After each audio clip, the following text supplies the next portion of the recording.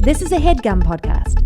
Flip on the telly, wrestle with Jimmy.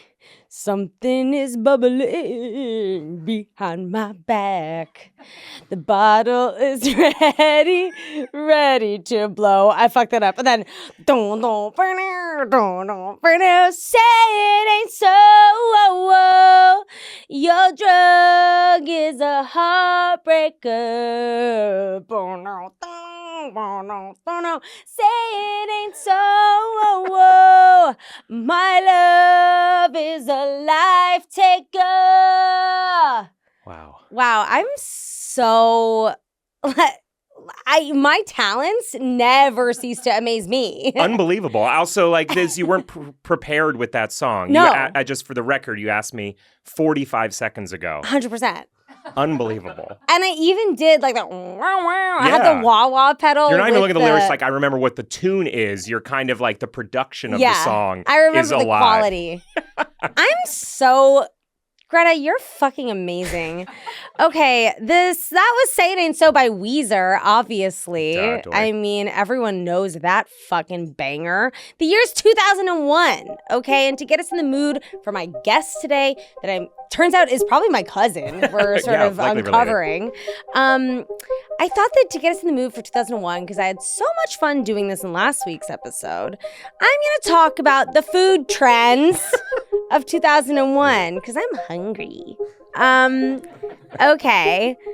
Well, this is gonna be from a smattering of sources, and I'm not gonna click, and I'm not gonna open them up. I'm just gonna read. Yeah, let Google summarize. Yeah. Okay. So here's starting with delish.com. Mm-hmm. This is not funny at all, but this sentence I need to read. As we discussed before recording, you graduated in spring of 2001, pre-9/11. Mm-hmm. But this is saying that after the country suffered from one of its worst disasters on September 11, 2001, Americans turned to meatloaf, chicken pot pie, and macaroni and cheese. A sort of nationalistic surge in comforting comfort foods. Whiteness or whatever. Yeah. Yes. Pre-freedom fries. Yes. We were baking flaky crusts and just putting stews a ton and of chicken. Shit in it. Exactly. Next. Fattening us up for war. Yeah. Yeah.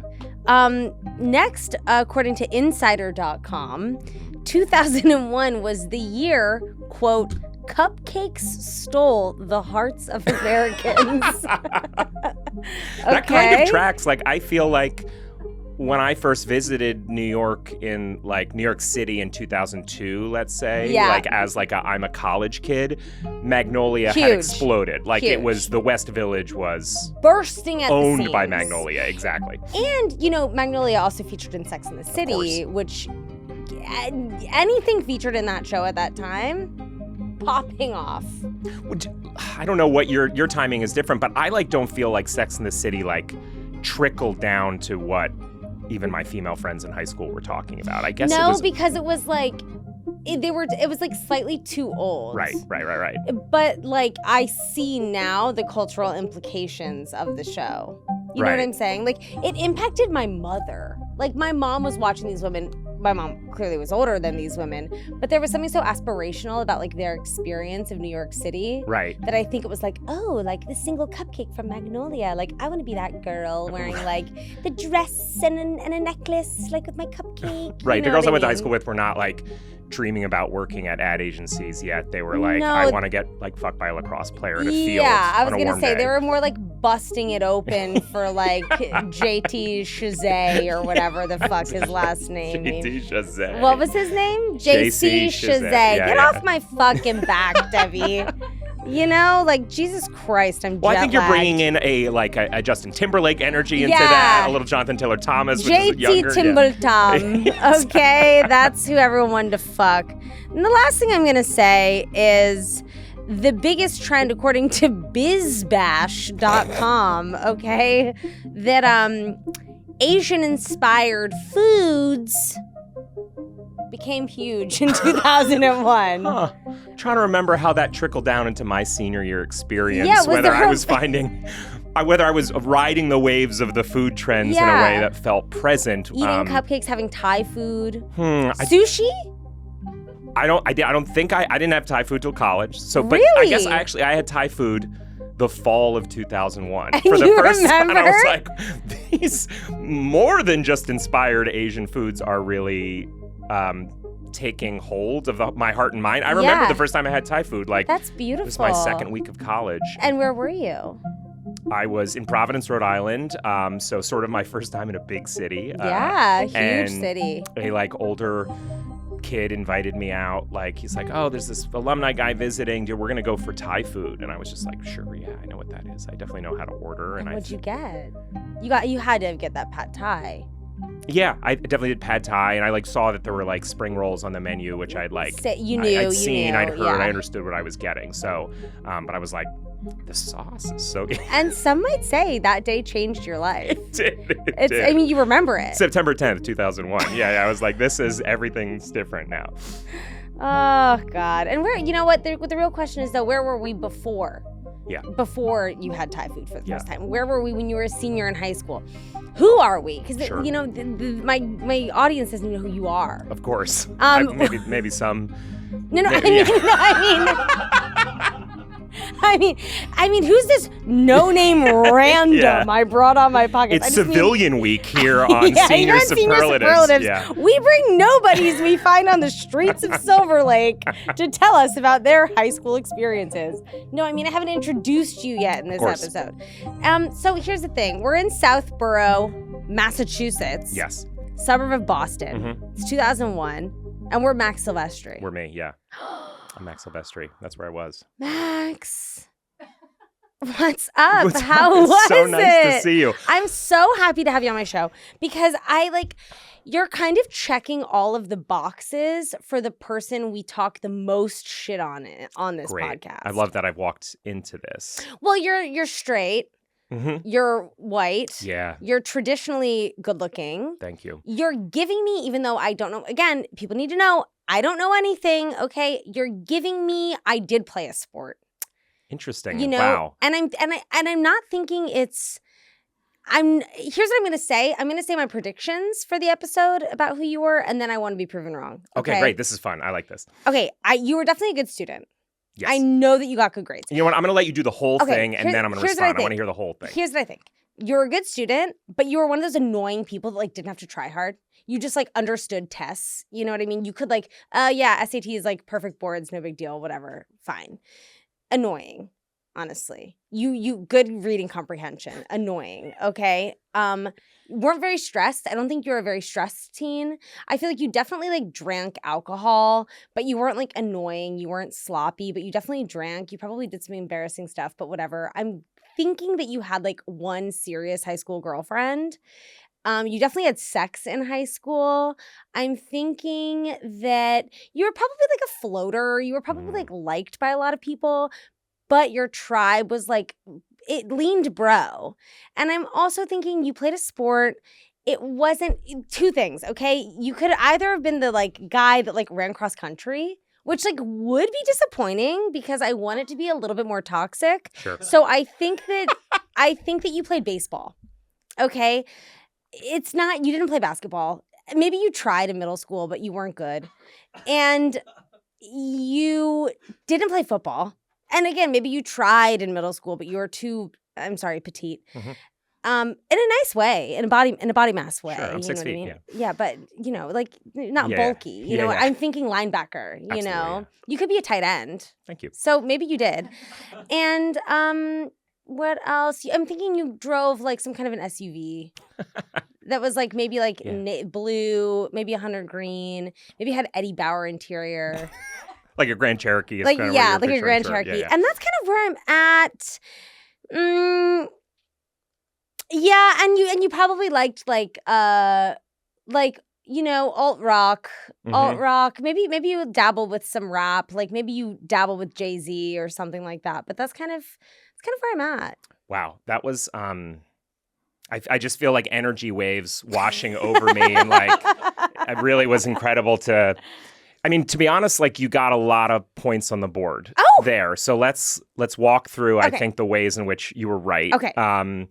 I was like good at school, and it wasn't like in high school at least, like didn't have to work super hard. See, so I knew it. Like chill in the way in that I wasn't like a type A. Right. I'm, like your friends were having mental breakdowns and you were like, it's really not that big of a deal. I don't understand why it's so hard. I did this in like 45 minutes. Yeah, like homework's for dorks, just like, it's like do it and move do on. It.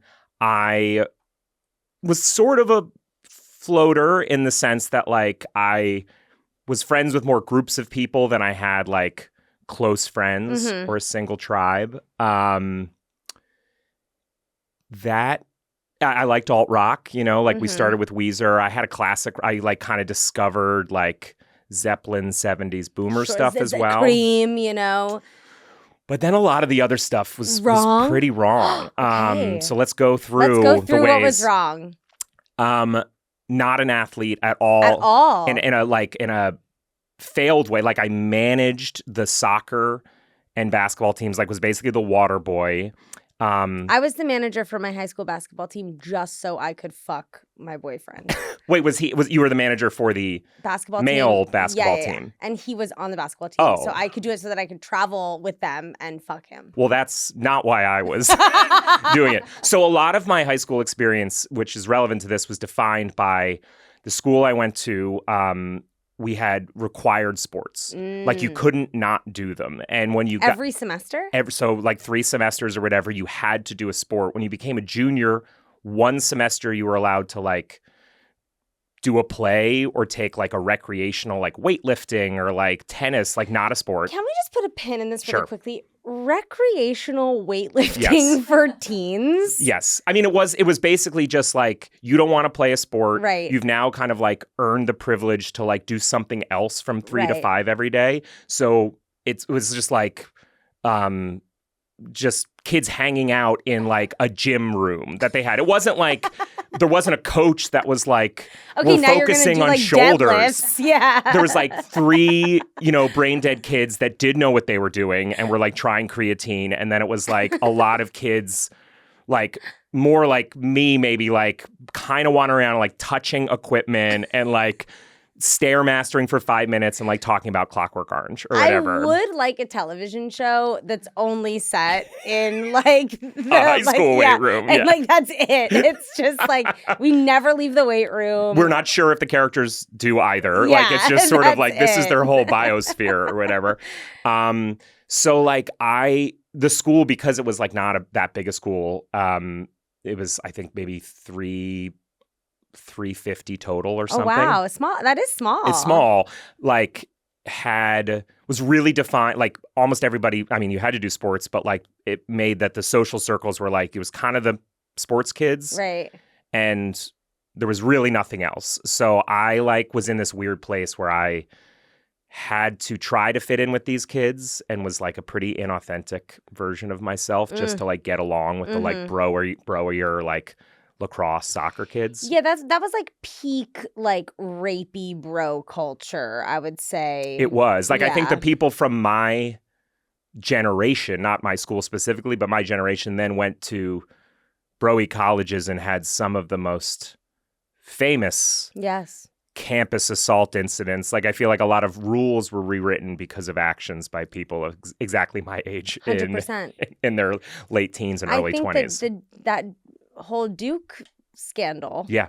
It was like happened right after I went to school. It was happening concurrently where they were like looking at like what is the campus fraternity culture and like, like in the way in which we're like enabling men to blah, blah, blah. So it was people that were being primed to go off and have, and also like I went to, so we should set this stage. Yes.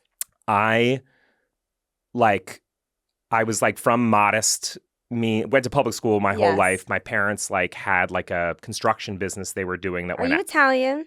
Oh, my dad's Italian. And he's in the construction business, honey. We love come that. On, do the math. He had like he was older and he had like basically went bankrupt, and we moved to like Massachusetts to live with like a relative and kind of like rebuild. My mom like got a temp job and we were sort of like restarting. That's intense. Yeah, it was. And like so we moved from Pennsylvania to after 4th grade to Massachusetts. And this school that I went, St. Mark's, was like just in the town. So I'm going to like a public school, but like there's this big, beautiful, straight out of School Ties, like Tudor building, green lawn, like thing like my, at the center. Jack off fantasy. It kind of like was for my dad in a way that like he like went to college on the GI Bill. My mom didn't graduate college till she was like 40 something. Like she went back and finished. I mean, amazing that your mom finished college. It was incredible. Yeah. She did it while I think I was in high school right before. Okay, Mrs. Silvestri. Yeah.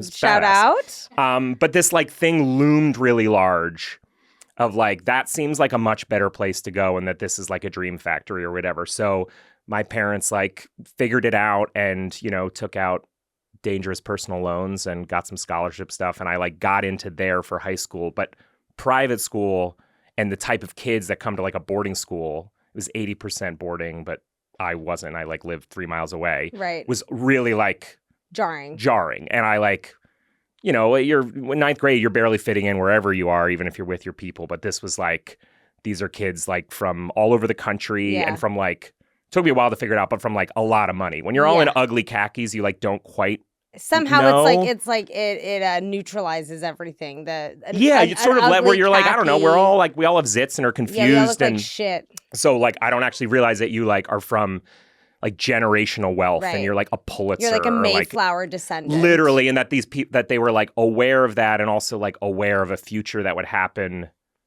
after that kind of like this didn't matter. Like they were already sort of set up for stuff. And I was just kind of like the virtue of being born into privilege. So I was like, God, why do these kids party and fuck around so much? Like, don't they know how expensive this is? Or like what could happen if you get kicked out? But like, no, they're like, no, honey, I'll blow these lines and like get blackout and I'm still going to go to fucking Penn. Exactly. So I was like a little bit like, I think I overcompensated trying to like fit in this new like vibe that was like a lot of kids that had gone to private school earlier and like knew how to play like lacrosse and field hockey and all these things I'd like never even seen. And they like, you know, it was like a very preppy, bro-y, like we're all kind of samesies. Yeah. And I visually am samesies, as we talked about at the top. Like in terms of like, I was like a white straight local kid or whatever. What was your hair like? It's funny I feel like how bad my hair was is like a defining for me to look back. To be honest, high school deep into college. Okay. I have hair that just is sort of like almost Chucky doll-esque if nothing's done with it. It's so like straight and like dry and like I have a lot of it, but it just kind of doesn't do anything naturally. It's just really sort of straight, hangs down. It's like a Ryan Cabrera, kind of. I mean, you know, if I had like cultivated something longer and like kind of been intentional, like but more feathery. Exactly. Or even kind of like, can I swoop or like, I like went to the Italian barber. Spike. My dad, I wasn't allowed to spike. That was a big thing. My dad was very like, no. I so am thankful for this, but I was like, I want to peroxide my hair. I want to give me a shortcut. I want to spike that are like, now we call them frosted. But at the time it was like, it's lemon juice and hydrogen. Frosted tips. Yeah. And it was like, absolutely not. You're not allowed to do that. And so I don't have any photos of me at that moment of having like crispy blonde, little hedgehog spikes. But can I just say, I think this summer you should fuck around. Like you're a married man, Yeah. you're in love, your life is great, you're successful. Now's I would actually say is the time for frosted tips. And then you do frosted tips, do that for a week. Do full bleach for a week and then buzz it off and then you're fine. I have like at times I've seen that, you know, there's the sort of more recent trend of the like short buzz bleach blonde kind of vibe. Pink and then dye blue, whatever. And I have been like with younger friends I have, or I'm just like, that does seem fun, like a fun thing to do. I have a huge head and a misshapen skull, and I've never. What do you mean a misshapen skull? I like think I was dropped or something. I have like a real like. Mine gets flat here. I wish mine takes a turn in a way that I finally like had a little butt. It's almost like it's like I have a little bone tail sticking out. It like is a real ridge, a real like. It's like in Shallow Hal.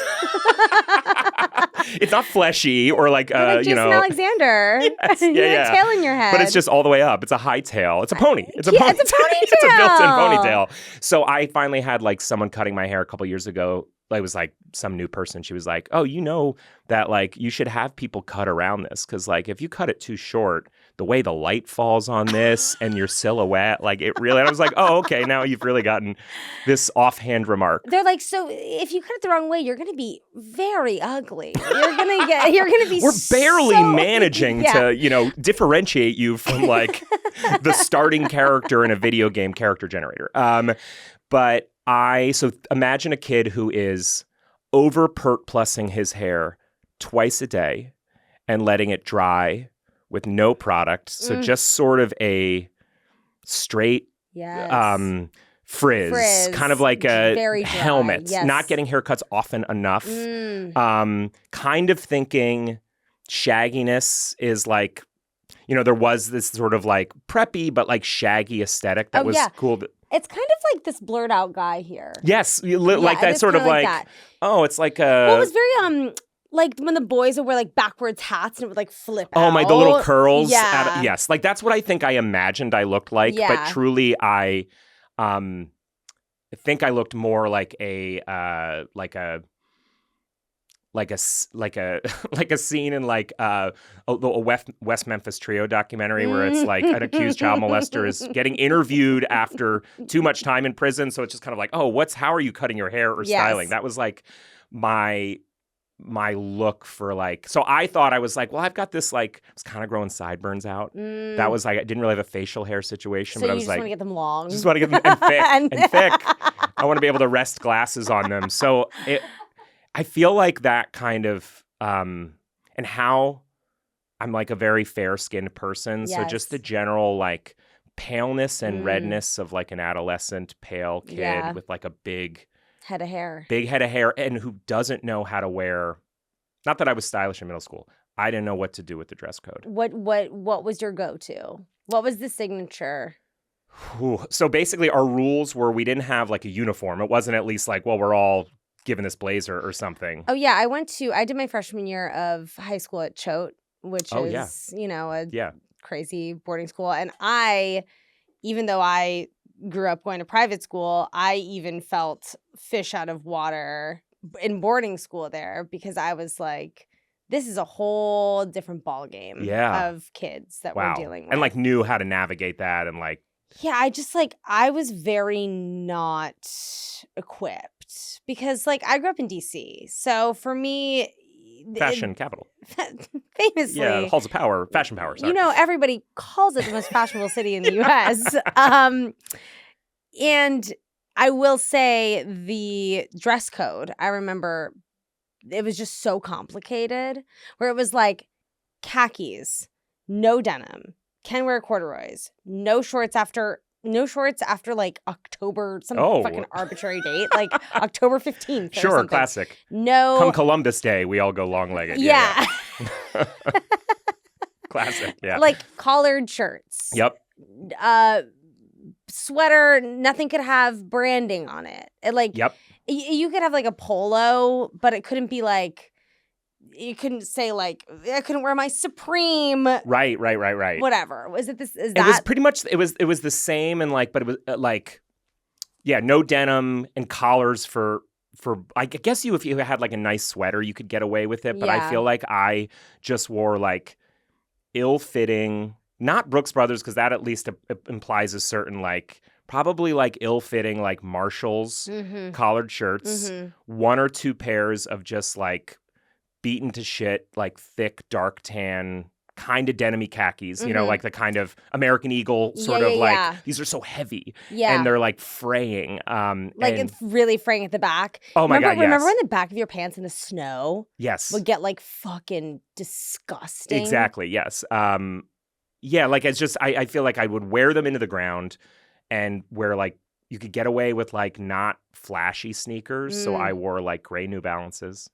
And you know what? They're back. Ahead of your time. I know. But I feel like I was always like this feeling of like, God, if a teacher's not around or if it's lunch, I'm like popping the top, opening my collared shirt to reveal an ugly t-shirt underneath. You know, like it wasn't like I was a swan underneath all these like feathers that needed to molt. I was just like a different type of sloppy kid that like didn't have enough, like, you know, like, oh, I've got a black t-shirt with like a smiley face with like but it's like 3 eyes. It's an alien, you know, like the worst clothes or whatever. I was in love when I was a freshman. I was in love with a senior who would do that same thing. He'd like open up his shirt like around lunch, and it would always be like a Dashboard Confessional shirt and like, or something, or like to talk about Matt Rogers' episode, like a Jack's Mannequin shirt or like something like that. And I would be like, oh my God, he's so hot. And he's like cool because he's revealing like, his taste. Fuck, he's so fucking hot.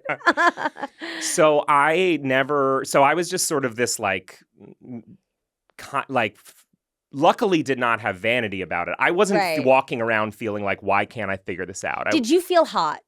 No, I felt like pretty invisible. Like I was social with people and I was like outgoing and like technically friends with the cool kids, but like I kind of felt like romantically not on the board in high school. I was like the first kid in our class to have a girlfriend. Like freshman year, we dated for like 2 months and kissed once. Like it was real. Like we don't know what we're doing. Right. We kissed. How was the kiss? Closed mouth or was it tonguey? It was tonguey. And where was it? It was outside her dorm on a curb after talking for like 3 hours when clearly she's just like, we're out here. Like, kiss me. What are we doing? You know, like please, for the love of God, I have nothing else to say. I haven't experienced enough life to possibly connect with you on a like verbal or intellectual level for this long. I am evacuated. I'm 14 years old. Exactly. And then I just like clearly like couldn't handle that. Like we kind of like just sort of faded away over winter break. And then I didn't have a girlfriend till college, and I was a virgin. So I was wrong. Yeah. So you were a virgin all of high school. Yeah. Wow. And not even in a way of like, there was a girl my senior year. This we called it sixth form because it was like that boarding school thing. You were on the trimester system, I noticed. Yeah, I guess. Well, we had 3 sports seasons. I'm trying to remember if we had 3 school. I guess we did. But there was a girl that I thought was like, I finally met like an alt girl that's like, we were in math class together and she was like a new like transfer from somewhere and didn't have a lot of other friends and felt like weird and into like indie rock. Right. And like, I was like, this kind of like your manic pixie dream girl. Sort of, yeah. Who like is great at calculus as well. And sexy. And I was just like, she's different. She doesn't like go by the value systems here. And she's kind of, and like in a way of like, she's like badass. And then I asked her to prom. We were just like hanging out and talk. We'd like talk on the phone and stuff. And we're like, nice. I asked her to prom and she was like, oh no, I'm going with like this sophomore kid, like Sam, whoever, who was truly like a 6'3" tan soccer mouth breathing dildo. Like not even like, I don't like athletes, like truly like full dummy in a way that was like, oh yeah, right. And then the whole thing got shattered. Yeah. And it was like, oh yeah, we like non-verbally have sex in the woods, you know, like every other night. Like, and that's why I'm fine not having friends here or whatever, because just like, he just like knocks the back of my head off and like doesn't want to talk about calculus in books. Because I'm getting wrecked by a little sophomore. I'm very fulfilled. I love the way we talk about, you know, sci-fi or whatever. I come to you for my like intellectual needs and I go to him to get dicked down. Exactly. And so I ended up taking still a good friend, but like a girl to prom who was dating someone else, but was like, no, we can like go to prom as friends. But she was also younger, so I like brought her to prom. Was she dating someone in her grade? No, yeah, who like wasn't going to prom, you know, because it was like seniors could invite. It was like a formal thing. I kind of love the forward thinking of that relationship, that she could go to her boyfriend and be like, hey, so Max asked me to prom and like as friends, and I just want to go. I think for a long time I just kind of like cataloged it as like, oh, what does that say about me? That he was like, oh, oh yeah, of course, go with Sure. Max. Sure, yeah. He must have thought you were so non-threatening. Yeah, but you know, she had given me perspective because we like became better friends when we both lived in New York. Like years later, I think that she might have like liked me to be like For sure. more. She like dressed up and like, you know, might have liked me to be like. We're like, hey. Yeah, but I didn't take that initiative. Well, she probably had a crush on you. Yeah, I don't, or you know, maybe I just. So many emotions we don't say when we're teens. It's true. Were and you I an was emotional teen? I was like not verbalizing it. I was not like erratic, nor was I like emo in a sense of like crying about my like. I feel like I probably put a lot of it into like my music consumption and, you know, just being like, wow, I'm going to listen to this song 50 times in a row. I wonder why. Yeah. You know, like not quite processing what was going on. But I was like a very like popping on Colorblind. What's Colorblind? You know that song by the Counting Crows. Oh, yeah. I am ready. I am ready. Yes. I am. It's what Reese Witherspoon loses her virginity to Ryan Gosling in Cruel Intentions. Yes. 100% that of just being like, it's weird that this makes me feel like there's soda in my heart. I don't know why. Must just be the really good guitar part. Like over again. But I also like weirdly stayed friends with like my like townie friends that like went local to the high school. And I was like huge, like a big online kid. Had like this was pre-social media. I was like on Usenet news groups, like what is with, that? Like, it was like kind of message boards before there was even like websites. What really? would you guys talk about? Because I was literally just about to ask you. You were in high school at this really interesting time in like the late 90s and early thousands where it's cell phones. Like, did you have a cell phone? I don't think I had a cell phone until maybe my junior year, and it was just like when you need a ride home. Right, and it was like a Nokia brick, probably, totally, exactly, or something. Yeah. And yeah, it's like that feeling, like that feeling that I think kids now are nostalgic for, which is like calling your friend on the landline and like doing weird things on the internet before the internet became what it is now. Yeah, it was like dangerous, and like I would imagine not letting my kids like have unfettered access to like, you know, just the darkest, you know, like, you know, how a 12-year-old should give herself an anal orgasm or whatever, like that. These like this insane, like hypersexualized, like you can learn anything and go down any rabbit hole. My parents didn't know what the internet. They just knew like I liked it and it seemed to be related to school, but I was like ahead of the curve, like calling our like cable company to see when cable internet would be offered in our area, like every week, like starting like 5th grade, like dial up, like had a full life like on the internet. In a way that I sort of like, because I also like, I didn't board there, but all my friends did. Right. So like I would leave at 7:30 p.m. or whatever, like do sports or my fake sports, eat dinner with them. Yeah. But then they would go like have to do study hall and like be in the dorm. And so they were having like whole lives. Right. And like partying and sex and sneaking out and like 2 a.m. like packing dip and having real talk, like trying to avoid getting caught by the.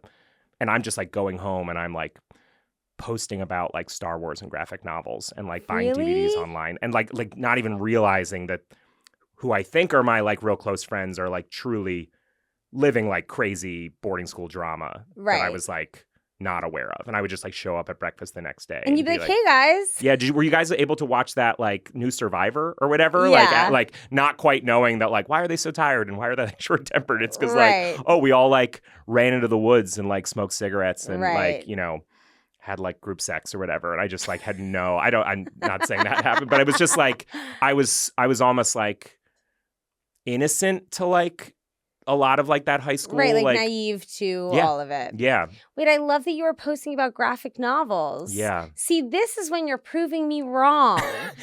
So you're posting about Star Wars and graphic novels? I was like a deep, like, and I had like a part-time job, like doing like computer, like computer support at like my mom's company. Like, I think it's actually worse. Like, I think if I came in here and I was like, no, I was like, big dork outsider and like I liked weird cool stuff and I was like into Blade Runner and like I hated the jocks, that would be like a more likable narrative than I like cosplayed as like a like preppy, mean, I'm obsessed with that, though. bully to fit in at school, Right. and then was like a nice boy that was afraid of getting in trouble and would go home and be on the internet till like 1 a.m. I feel like there are a lot more of you than you think. I now feel like even watching like YA stuff or like sort of understanding that like the narrative you are presented in like whatever, never have I ever anything is like people are complex and that no one is actually just like an 80s movie villain of like being like knocking your books out of your hand. Be like, yeah, what are you going to do about it? Yeah, like, exactly. And like, I think I would like see those signifiers at school and kind of assume that was oh, these like hockey kids are like that. Right. They're like, the only way I can fit in is being like, I am funny and because I'm quick, I can be like mean. Mm-hmm. And so I sort of like, not that I was a bully, but I kind of like, that was my currency to like, not have these kids in my head turn on me. Right. You were like probably just saying more edgy things. Yeah. Yeah. Like had like most comedians do, had like a really good memory for like quotes and, so that like I like knew Simpsons and Tommy Boy quotes or whatever. Sure. Like that's almost the like how young boys communicate is like it's our like little straight drag thing where it's just like a soundboard of. Yeah, I mean, I feel like in my time in high school, everyone was speaking in like Anchorman terms. Exactly. God, that movie, had it been out when I was in high school, would have destroyed us. It truly like someone quoting like what's that line about mahogany? Oh, like it's the Paul Rudd, like something like it's legend mahogany, like, whatever it is. It truly like haunts me. Like that movie, I actually don't enjoy because it just reminds me of like boys who fucking annoyed me. Someone cornering you at a party with like a hand around your throat to like repeat. There were twins that used to walk around a party with a baseball bat and shove girls into a corner with like the head of it and hold the baseball bat to your neck and make out with you. And then what? Yeah. But also remember that DC, speaking of like lacrosse culture, DC is like lacrosse hub of the world. And that's the most menacing thing I was physically repelled while you were saying they poked. Like to be poked in the chest by a bat is like one of those things that I still feel like I would be like, stop, don't touch, that's wild. I mean, when I was in 8th grade, I like was making out with my girlfriend on like camera for like 3 boys. I thank God they were all idiot stoners and it's like gone. But yeah, it's a bunch of that shit, And I mean, look, that's just how we metabolize it. Yeah. And it's okay, and we're fine, and we're adjusted. I feel totally fine. I don't think about it every day for the last, 20 years of my life. Yeah.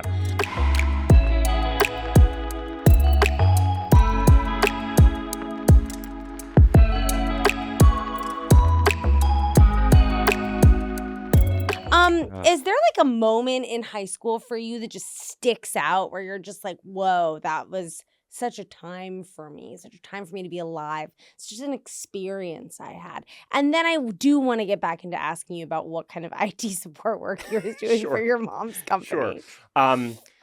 I will say like a very like defining moment for me in high school. That was sort of like the one time I took my shot, I guess, in a way that was second week of school. Mm-hmm. So I'm like nervous to go to a new school, don't know anyone going there. Maybe there was one kid from my school, but we weren't friends and it wasn't like, Ryan, ready to do this. So it was like, I'm walking in and there's 70 kids from all over the like world. I'm dressed in clothes I don't get or whatever. New school.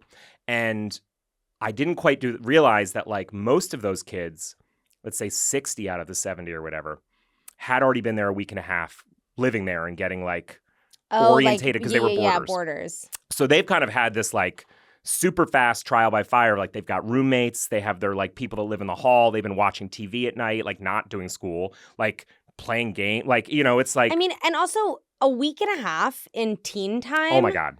Is essentially half of your life. Yeah, it felt like I was walking into like a school that 2 weeks ago no one knew each other and now there was like a family cliques dynamic and like people dating. Like it like so much had happened and I felt like, oh, this isn't all our first day. Right. Like you're all I really felt like on my back foot twice as much as I like expected. And so one of the class, like I think first day of classes or whatever, I'm in a science class, and the teacher, kind of trying to be cool, is like, all right, now I'm going to read the roles I have of all the names on here, and just say that you're here and say what you want me to call you, you know? So like if I read Victoria, but you go by Vicky, say Vicky. And then kind of as a joke, he was like, but you can pick any name you want. Like we had a kid a few years ago, like named Michael, but he said, Hammer, call me Hammer. People called him Hammer. And I don't even know if that was real, but it was almost like his spiel or whatever. Yeah. So he like goes around and he reads the names off. Everyone says their name. I'm like in the back row, like truly like the last kid or whatever. And he's like Maximilian. And I'm like here. And I say, call me Schaft. And I explained it immediately. Like my middle name is Schaft. It's my my mom's family, this Philadelphia like Ukrainian family, like their name is Schaft. Like all my cousins are named Schaft. Yeah. But it's it's a funny word, and even then at like not so Schaft. Yeah, like I like knew 70% that there was this cool like watch your mouth Schaft thing. Never seen it. And you still have never seen it? No, I hadn't then. Oh, okay. But I was like, that I know was like. They have a Schaft t-shirt at like, Spencer's Gifts or whatever. Right. Like that's a thing. And I also like knew like Schaft is like a get shafted or, as a dick is like, I was aware. The shaft of a penis. The shaft of a penis. Yes. From the German meaning Schaft. So then you explained shaft as in shaft of a penis. Everyone, I mean as in shaft of the penis. Call me shaft of the Call penis. Call me shaft of the penis, please. I'm Tom Shafto Penis. But I was like, oh, it's my middle name. And the teacher just like going along with it. It was his bit was like, okay, Schaft.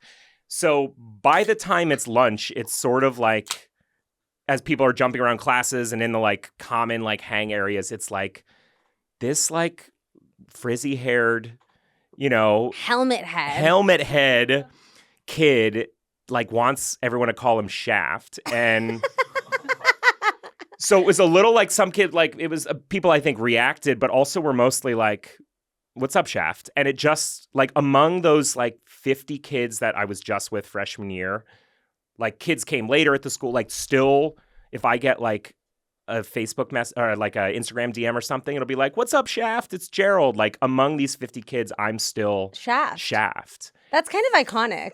It's like, but it would be, I would go home and see my town. No one was calling me Schaft anywhere else. It was like, I made this. You have two identities. Exactly. And it was like easier to keep track of because like I was Schaft at school. But I feel like that like weird swing of I better be something else because like just saying like, it's not Maximilian, it's Max. Yeah. Like wasn't going to like get me a handhold. It's not fresh. It's not fresh. It's not giving you edge. But I don't think. I'm not like Schaft in like a cool, like that's not actually the energy I carry. Here's the thing though, like Max doesn't move the needle, as they say in Hollywood. Schaft moves the needle. I mean, it's funny. It's a lesson I didn't, even though I'm talking to you about how like maybe I had like a personally hurtful, inauthentic experience in high school. It also like, it got me on the board in a way that like would have been maybe a struggle. And I should have taken the lesson to heart in my professional career. I feel like... Do you think if you were Max Silvestri, you'd be more successful? I've thought about if I'd gone by Maximilian Schaft, that would have like had a real... Shaftamillion. Drama to it, like Maximilian, I'm like, that's an interesting name. What about Shaftamillion? Yeah, just as a one name, Shaftamillion? Yeah. Yeah, I think that definitely probably would have had to be like the first 3 minutes of any stand-up set. Like, I don't think you could just be like... And up next, Shaftamillion, and then I'm like, the subways are getting pretty dirty, or whatever. Like, I think you'd have to kind of own your Shaftamillion. Yeah, you talk about Shaftamillion. Yeah, exactly. But maybe it'd be like a Carrot Top, just like, we accept that this is Shaft. Carrot Top. Yeah. Just move on. Yeah, it's over. Yeah, instead I was like, I'm polite and, I'm Max Silvestri. And there's still time. I know. You know what I mean? Like, life is wild. I want to write, like, mystery novels, under a pseudonym. Maybe they're just, like, Shaft. Shaftamillion. Yeah. Shaftamillion. Okay, I'm a huge mystery novel head. Okay. The only books I read, to be honest with you. Almost exclusively same. And I always think, like... Agatha Christie, Stephen King. Yeah. The names are iconic because they're obviously prolific and iconic. Yeah. But it's like those names are almost destined to be it's like the name suits the category in which they write. Does that make sense? Yeah, totally. I mean, like, yeah, 100%. So I do feel like Schaft Right. would be a really good name to write mystery novels. You like Schaft as the first name? Yeah. Okay, because I feel like I've been trying to direct it back to Nope. Okay. I know that you wanted Maximilian Schaft. Yeah, no, you're uninterested in that. Schaft Silvestri. Schaft Silvestri. That really tells a that is very like, Cleopatra Jones. Like there's something to Schaft Silvestri. Meaty. Cultures melding the. And by the way, you can have two fully separate careers. You can continue your career as a comedian, as a writer, as, being the boring, king, needle-moving Max the Silvestri boring, that I did. needle-moving flop. Okay? And then you can have this whole other huge, beautiful life. Wow. As Schaft. And I would like to create two physical spaces. Like I don't know if I could handle a second family, but I would love like a second house that feels like Schaft Manor. Guess what? Schaft can have frosted tips. Schaft can have frosted tips, and Schaft can have the tail. Oh. Shaft actually needs to show the tail. So I tail. shaved the sides and the back of my hair, revealing almost proudly my tail. I mean, there's a world where I highlight that area of hair just to draw the eye. And then I just have the crispiest tips. Let's fuck around with some pics. Let's fuck around with some, oh my God. Is that a knock at the door that I hear? Why, yes, it is. We're in the high school guidance counselor's office. My gosh. Do you like how quickly I transitioned there? That was masterful. Thank you. I'm an actor. Yeah. So, skills include improvisation. I will say, improv makes me very nervous. Really? I was very scarred by my UCB experience. Okay, fair, yeah. I feel like I was always just in those classes with grumpy 45-year-olds that worked in IT at NYU. Sure. Or people that were really into it, or people that were like, my boss says it's good for public speaking, you know? So and the value system there is also what's funny is to be a character who screams and is a mean boss and picks up a chair and throw it. Yeah, I remember one time I was I did an accent or something and they were like, that is not allowed. Because then it's what's actually funny? Is it the accent that's funny or is it what you're saying? And I'm like, well, it's kind of. Yeah. It's kind of. Yeah, comedy is just funny noises. Yeah, I'm I don't know, are you laughing? What the fuck does it matter? Anyway, in this section of the pod, you get to rectify a wrongdoing of the past. You get to say fuck you to someone, you get to apologize to someone, or you can do both. You get to sort of heal the trauma that has been lingering with you for the past, 22 years. Wow, yeah. Isn't that crazy that you graduated high school 22 years ago? You could have a son. You could have a 22-year-old son. God. Because famously, you're only allowed to have kids when you're 18. Well, the likelihood that I would have a child born when I was 18, I almost can mathematically tell you that. No. Maybe that I could have a 21-year-old son. I'm doing the math right now. So I almost got kicked out of high school, which doesn't jibe with most I wasn't partying in high school. I was terrified of getting in trouble. That was Schaft that came out.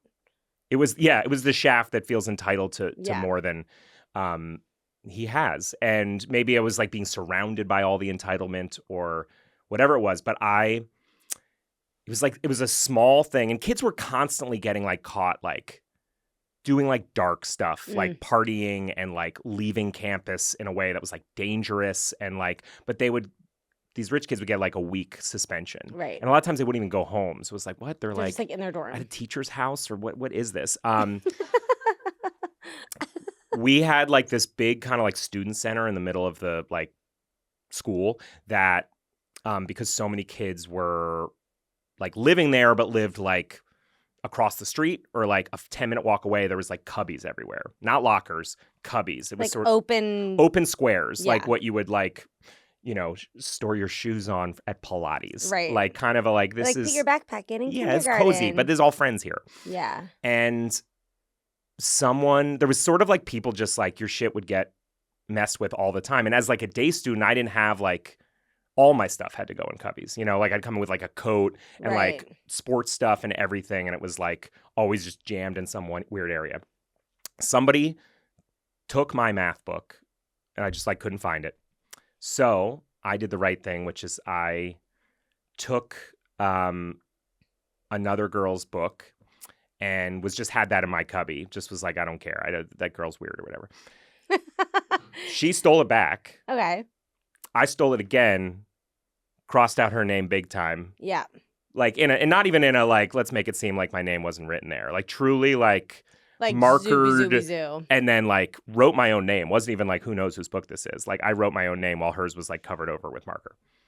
She found it again, took it to like the dean or whatever, and it became this like honesty code violation, which was like some like tenet that apparently was very important to them. And all of this was bad, but it became like bigger than even like kids that were like doing hard drugs and like getting into dark stuff, where like there was like a student disciplinary council meeting that I was not involved with because they just would like meet once a week or something.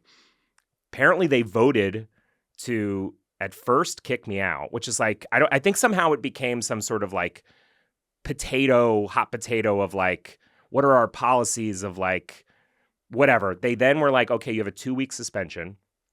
My dad, who like, you know, was like spending his retirement on this like insane thing, was just like, what is this place with all the like, he was pissed at me and like, I was terrified, but he like went in and I think screamed at the dean so hard that they were like, well, actually, we think that like, you're right, that it's been our fault that we like don't have a place for you to store your stuff and that your stuff's getting stolen. And so like, I think I like maybe had to like volunteer for a week at the like our library at the school and like talk to them about where lockers should go for day students. He weirdly like yelled at them and stepped up for me so much that they were like, we're sorry. Yeah, that they ended up apologizing. Yes, but I never apologized to that girl. And I feel like I just truly did treat her poorly. I think her name was Laura, because she was a year older and I thought I was dismissive of her and she was sort of like actually, there's nothing to say about like why I just was kind of like, you know, and did it. And I still feel bad because I kind of ended up getting the winning side of it, where it was like, I can't believe this crazy 2 weeks. Okay, and but then you know like, what? That falls. I talk about this a lot on this podcast. Private schools have the most asinine rules where like you can genuinely, we talked about this on the episode with Jill recently, one of my dear friends, Patrick, who we went to high school together. You know, Patrick almost got kicked out of our high school in DC because he orchestrated kind of like an anti-establishment sit-in at the library to extend our library hours. He wanted more time in the library. Because, like, we had a bunch of hours. That's such, like, 1950s boarding school novel. Yeah. You know, like, you hear what Douglas is doing? Well, you know, like he's going to get us all bigger pencils. It was that. It was, like, incredible. Our library was open until 7, and then they decided that they wanted to close it at 5. And Patrick was like, no.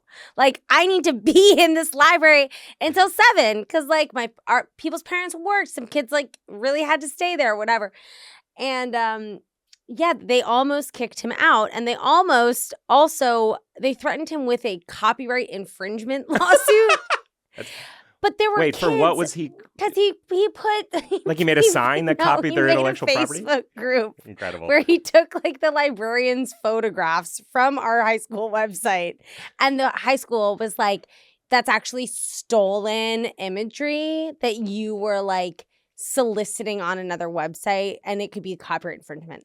That's not true. It was like a scare tactic. But like, anyway, all to say, there were kids that were like caught blowing coke and getting DUIs and like being truly awful, menacing teens that would get slaps on the wrist. But then to do something like you steal a book and you are potentially going to get kicked out of school, it's fucking crazy. It's the same way that like, I swear some of these private schools would, I'm not going to say that because I think it's a little bit too incendiary for me to say on the pod, a little too controversial. I'll say it offline.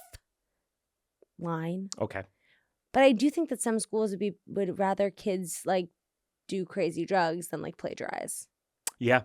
Yeah. Which is like, I I guess I believe in like drug freedoms, and it's like I now as an older person, I'm like, sure, but that's crazy. It's this just also this reminds me of the other drama that like defines how actually I wasn't as close with everyone I thought, which is I kind of thought I was still close with everybody, but living my own life at home. Is like junior year.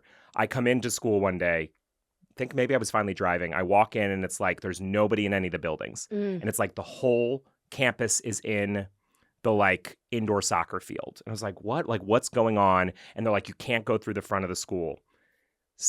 A student that had graduated, and I'm changing the name of what was a student that had graduated because of some love triangle shit that I didn't even know with like who I thought was one of my best friends, snuck into the campus in the middle of the night in the giant green that all the buildings looked down on that was like the main quad of the school with gasoline, wrote the last name of I'll make one up, Landis is gay, and set it on fire. And he was like, this kid, Landis, was like one of my best friends. And I didn't realize that like this graduated kid was like, had been dating his girlfriend, but they were now like all this stuff was unknown to me. And it like got to a fever pitch where they like, I mean, the kid was not gay, but it was a hate crime. It was like someone in giant 20-foot wide long letters, like burned this message on such, it was like flames in the quad that everybody's rooms looked out on. And That's like so scary. He was like a college freshman, like that drove back to do this to a high school junior. Like insane. But I like didn't know any about like the dating stuff. I didn't know what was going on. I walked in, they were interviewing kids and giving them like the, you know, Big Little Lies, like separating them treatment and being like, so what do you know about like when they were like taking fingerprints to the fire alarm, and that's how they ended up catching the kid because he pulled the fire alarm on his way out. Like insane stuff that I just was like, I had no idea any of this was going on. I thought everybody just like I thought was we were watching all just, like, CSI or whatever. Yeah, I thought we were all like, listening to like our little music. Yeah, like making mixtapes for I thought like we were all getting into Clapton. not and happening. now here we are. Is this why nobody was on AIM or whatever at 10:30 p.m.? But it was crazy. God. Yeah. Tevi, the stories we're getting today. Do we have a classmates corner? Hell yeah. Wow, I'm look at my Sorry, I mind's forgot about blown. that one. I was like, oh, that's such a big one.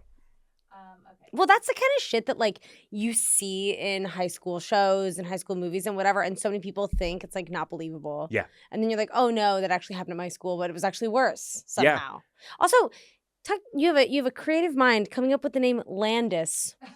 I will say I thought about it an hour like before I got here where I was like, oh, if I do talk about that story, I had forgotten until right now. But I was like, So that's a very believable It needs to be like name. kind of a boarding school last name. Yeah. It's like needs to be a little like, there's a little bit of shine on it in like a New England preppy way. So thank you. Thank you for noticing. Love that. I could never. Heavy. Sure. So this is from Shelby. She says, hi, Greta. I've been listening to the pod since the very beginning. I've wanted to write in and give a hearty fuck you to many people from my high school since you started Classmates Corner, but it wasn't until I heard the Jamie Loftus episode where she described the mystery of the watermelon on her lawn that I was reminded of the perfect FU moment from high school. I want to tell the story about the mystery person who tried but failed to carve bitch into my grandmother's 1998 Pontiac Grand Prix that I inherited. Not the Grand Prix. Wow. I have no idea who exactly carved BITC and half an H into the hood of my car, but the running theories are suspect 1, my younger brother, who was 12 at the time. This theory is because the carve work is kind of shoddy, but he was getting the car in a few years when I got my own, so I didn't think he would vandalize a car that would be coming to him. Suspect 2 is the younger brother of a girl I didn't get along with in high school. By this time, his sister had graduated, but he carried her fury for me like a torch throughout freshman year. We had words many times, and he even made a public display of trying to get people to vote against me for the position of drama club president, which was everything I had worked up to that point. Suspect 3 is a guy friend I had a falling out with because he had a crush on me that wasn't reciprocated.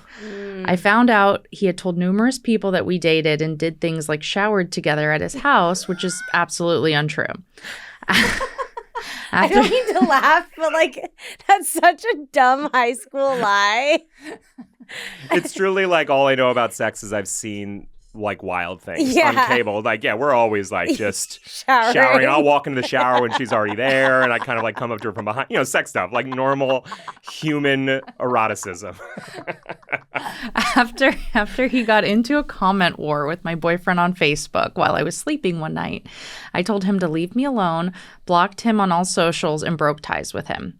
Anyway, fuck you to all those people and more. My parents refused to get that old car fixed anyway, so I drove around with a car that said BITC and half an H on the hood for all the way through college. Thanks for making my Thursdays so much better.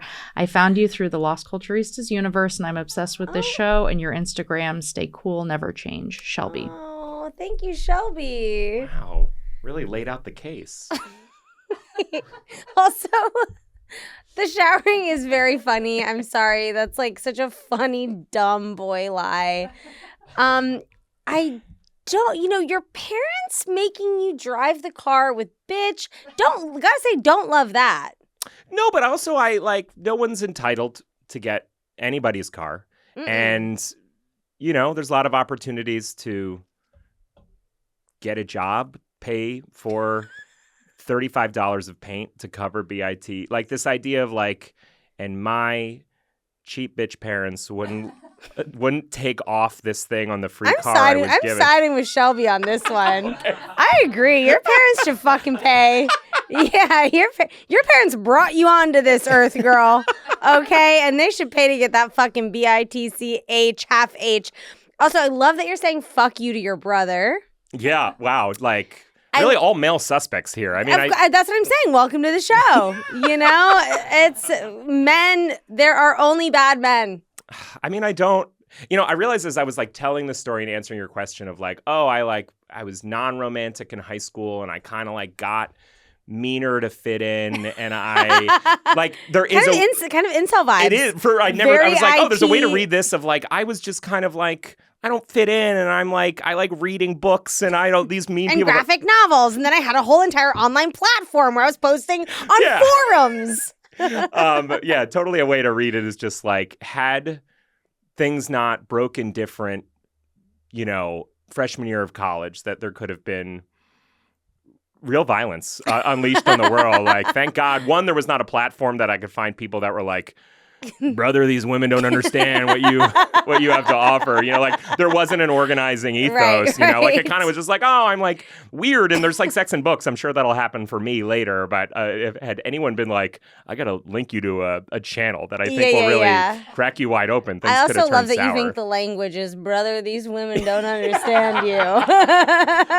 Yeah, I don't know, Matthew McConaughey with one foot up on a pew or whatever, being you found your home, brother. That's not what they're at all, yeah.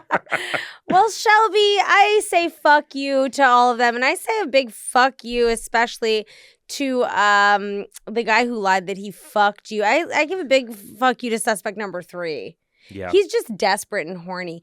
Were you very horny in high school or no? Incredibly, yeah. I mean, I'm sure it dominated my thoughts and the hunt to in that era of the internet find pornography, just from a pure bandwidth perspective. It was not. That's what you were calling. Yeah, I was I need DSL I need cable jacked into my fucking urethra today. Yeah. You're the dial-up ain't cutting the cake. But I truly went through a phase where I was really into fan's not the word, but user written text erotica. Just because I was I can't even download videos in any way that so you'd be reading stories. Reading truly. And this is not reading 50 Shades bodice rippers. This was truly a weirdo like me writing just and then the girl from school looked at me and and took out her huge bosom. I snapped my fingers and used my powers, and all her clothes flew off. Yeah, it was that kind of... The buttons of her shirt snapped open. Yeah. And her tits were throbbing. Yeah. And also just using descriptors that aren't apt, being they were rock hard and throbbing. Exactly. Her nipples were as long as my arm, and it was the most normal thing I'd ever seen. Her nipples wrapped around my neck. Like the tendrils of Poison Ivy, the character from Batman, which you also know. I'm like, oh shit, that's connecting with me. No, but I was probably also reading like Mulder and Scully, like weird, like erotic fan fiction, and like. That. You know, you can find a lot of stuff that mix characters from different universes. We love that. And I mean, maybe that's when I fell in love with writing, where I was like, are you saying I can create anything? Any scenario I want and they'll just do it? From the mind of Schaft comes Landis. Okay, so you know on Friends on TV, they don't constantly fucking suck each other. Well. Yeah, wait until you see clickety, clickety, clack, clack, clack, clack. Yes. I'm typing. You're like, what happens when Friends and Frasier meet?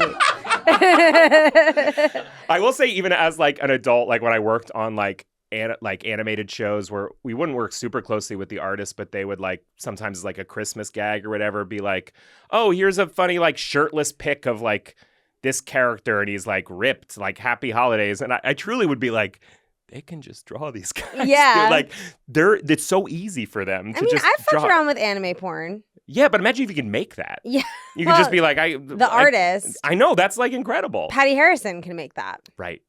When we worked together, she was not very erotic what she was making in the room. No. It was more like a M&M spreading their asshole so wide and Which, more M&Ms falling out. Which could be erotic. Maybe it's someone you're right. You know? Why should I like try to create let's not shame. A normalized. Yeah, you're right. You know, let's not shame anyone. Okay. You want us to wrap it up. Okay. Tevi bullying me every fucking day. I thought we were done with that. No, Tevi likes to make this a high school environment. She calls me a slut whenever we're done. She's like, you dumb fucking slut. Great one, pig. Like, kidding. Stupid bitch, slut, whore. Going sucking off your husband later. Little cum guzzling pig bitch. I know what you call me. If you could go back in time. If you could go back in time and give your high school self advice, what would it be? This is gonna really sound like cheeseball, like no, that I it's don't. Supposed it's not to be. Felt, but I wish I could go back and tell myself like, be kinder, and you'll still like be cool. Like I don't wish I was just like, why was I nice and like everyone? I still like I enjoy how bullying. Discerning not bullying, but I enjoy that I like don't. Like a lot of people, and I don't think those people are deserving of like my energy, but I feel like you can have that while still bringing curiosity and kindness, and you don't need to project it to get people to like you. That's lovely. So I wish I just buried more of the darkness inside. Yeah, perhaps what you're saying is you can still hate all those people, just be nicer up front. Yes, it's a lesson I learned from LA. Just more hate, but put out Positivity. Yeah. In a way that you never know who might help you. It's like you know when an avocado can look really yummy and then you cut it open and it's rotted inside? Yeah. It's like that. Exactly.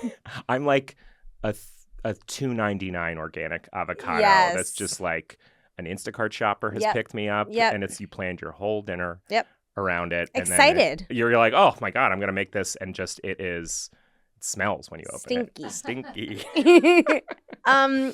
Did you go to prom? We know. Yes. What did you wear? I rented a tuxedo with like a cummerbund and the whole thing. My date looked great. Did you match? Was that a thing? I think we talked about it through the I found out I think she wore black and white as well, like in a different way. And we I think I asked about the color to get like a little corsage or whatever. Did you guys get drunk? No, that's the thing. So she didn't was drink. seeing someone. I think dipped. I just was said goodbye to her after the dance, and then there was like a party an hour prom? away. Yeah, and you went. I went. Yeah, and that was the thing. I didn't invite her because I was like, she had a guy she was seeing, and she lived on campus, and I had graduated. Did you smoke cigarettes at all in high school or dip? No. Tobacco free? I was so terrified of getting in. I started smoking and everything my freshman year of college, but I was so terrified of my father, who was older and Italian. Love that. Destroying me. I love that. Yeah, but I can weirdly do the the dip pack. the dip thing, but never have packed that. dip. was very triggering for me. That was you really sent me back, and woo! Scary. That noise. I know it's a dark one. I don't even like where it brings me. You should make a video and just be like, remember this? And that should just be that. What if I just do ASMR videos where I stare at the camera? You would get people whacking it to that. You really would. Close your eyes is what it sounds like. People, yeah, it sounds like a little fap. Wow. Well, but this is a stunning episode. And the last question is, what was your senior superlative? But we know we didn't do them. You didn't do them, and that's typical of. I don't think they're not very common. I don't think in the BSU, which is boarding school universe. Yeah, we didn't have class rankings either. We didn't have like that kind of traditional end of high school experience that I feel like I consumed via media. And like we weren't getting it. You know, it wasn't like we didn't have. I got to put quotes, we got to design our own yearbook pages. What was your quote? I didn't have one. I put pictures of friends. Yeah. In a kind of did a made my own layout. Everyone else's was so ugly and just sort of here are these 3 photos. Didn't care. You brought artistry. You made kind a of, but it was Simpsons quotes underneath different friends' names, but they weren't even that. If I were to look at the friends that were on the page, it's I wasn't on all their pages. Yeah. I was really losing the thread and sort of checked out my senior year. I was ready for college. Yeah, I was you ready to go. Get out. But I was voted valedictorian, so I gave a speech. Whoa. Yeah. Valedictorian's huge. I was pretty psyched. It really redeemed. Were you doesn't that also mean that you're best in your class? That's the thing. We didn't have that. Right, the rankings. They didn't give it to any. So it was kind of who wants to give a speech. And, there was a few people that put their hands up. What was the thesis of your speech? It was to be honest, it was kind of my comedy coming out, and that I was sort of wrote a very funny speech that was just, the thesis was just do whatever you want to, kind of whatever. It was some sort of remix of the school's motto to be be free and chase whatever, but it was filled with bits, and it was very probably Daily Show, Colbert, comedy inspired, but it was it kind of crushed, and that was the first time I'd really That was the time. That was the day you saw the spark. I saw, and a teacher I didn't like came up to me after and was like, "You could write for Seinfeld one day," a show that had been off the air for 2.5 years. But I was like, "Are you saying I could write for the comedian Seinfeld? Why not just be a comedian?" It was such a weird, you managed, can't endorsed. Perform, yeah, but never. Yeah, you can write for someone else who can. Yeah, and I bet you could mail them jokes, and they would send you a check or whatever. And I was I could write for. Fuck you. That's very funny. Yeah. And now here we are. Here we are. Fortuitous. And I now write jokes for Chris Rock. And there you go. Yeah, all the new stuff, that's all me. Wow. No. He does have writers. I was going to say, you could. Yeah, I know I could. It's what a weird half bit to do. No, yeah. It'd be great. I'd love to write jokes for Jerry Seinfeld. Chris, if you're listening, Jerry, we're here. Reach out. Yeah. I would be the right person. Oh my goodness, Max, thank you so much for coming on my show. Do you feel like you know me better now? I really do. Okay. Oh, my last question was I right about your car? No, I was not. I've never had an SUV. I had a hand-me-down Cutlass, Sierra Oldsmobile. I had a real dad car. What color? Champagne?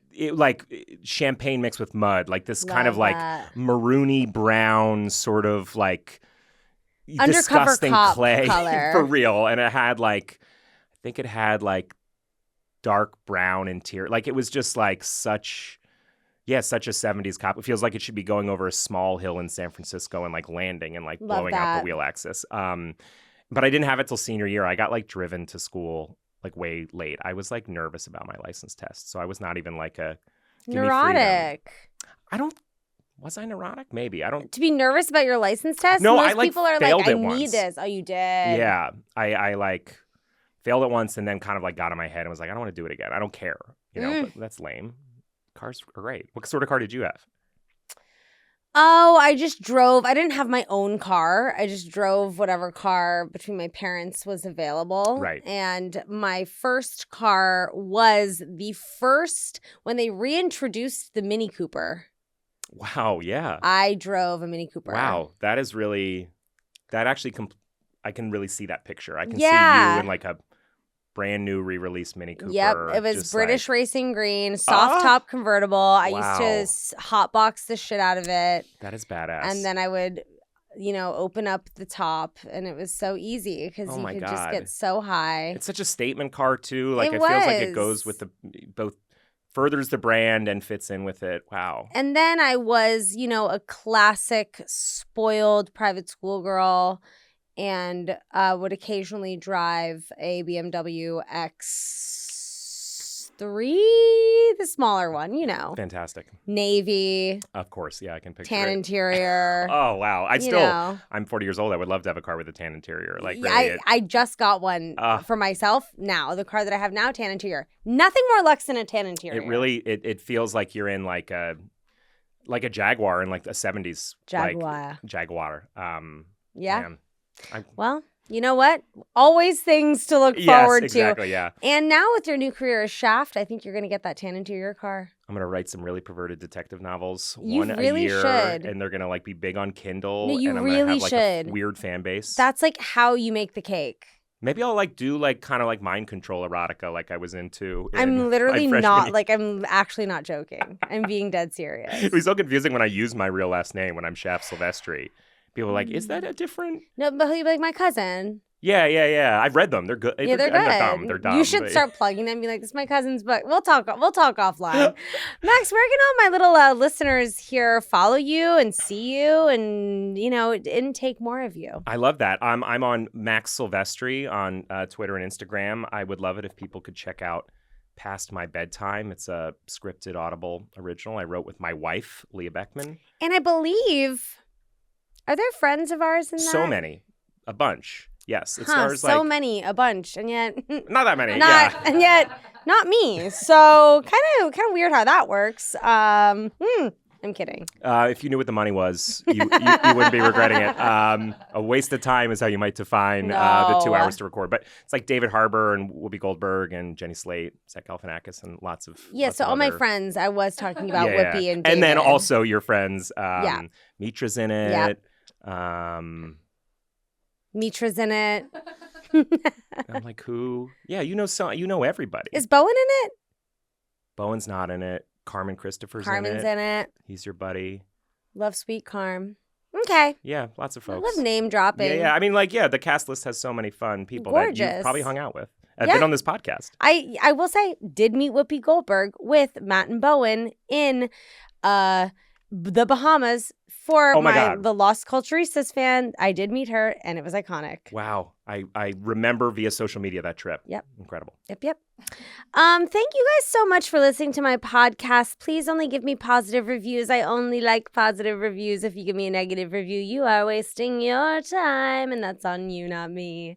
As I say every week, stay cool, never change. Ta-ta. That was a Headgum podcast.